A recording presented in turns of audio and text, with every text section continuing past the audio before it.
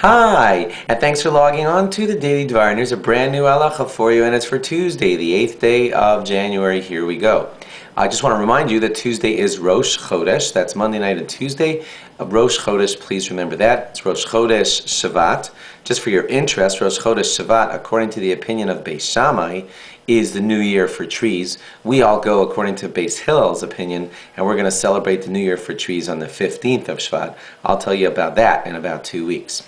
Okay, now today's law is this. You know that usually whenever you make a bracha on something, the bracha applies to that activity until the activity is over. Like, you make a bracha on an apple, you eat the apple, you make a borei nefashos, your snack is over. Your next snack, an hour and a half later, gets a new bracha. You all know that.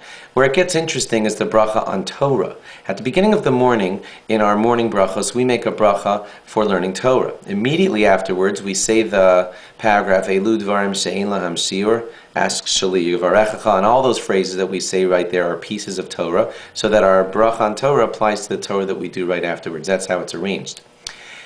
Where it gets interesting is, like, what if I don't do any Torah for the next 5 or 6 hours? Is that a break? And do I need a new bracha when I start learning for the first time that day at 3 in the afternoon? So the answer generally is no.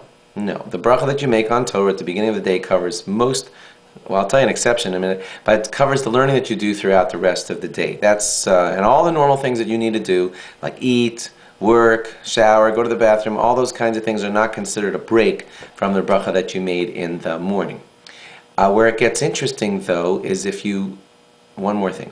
If you fall asleep in a chair in the middle of the day for a few minutes, that too is not considered a break from your bracha. Here's where the exception, according to some rabbis, might occur, and that's when you lie down in a bed in the middle of the day to take a nap that's longer than a half an hour.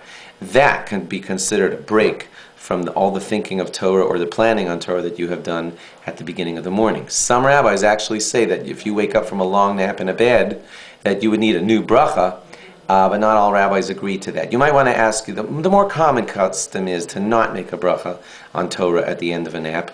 You might want to speak to your rabbi about that, since the rabbis do debate it, and check what he thinks that you should do. But the general custom is to not make a bracha after the end of a nap. And that bracha of Torah that you made in the morning, according to most rabbis, covers you for the whole day. Thanks for logging on. Log on again tomorrow for more. Bye-bye.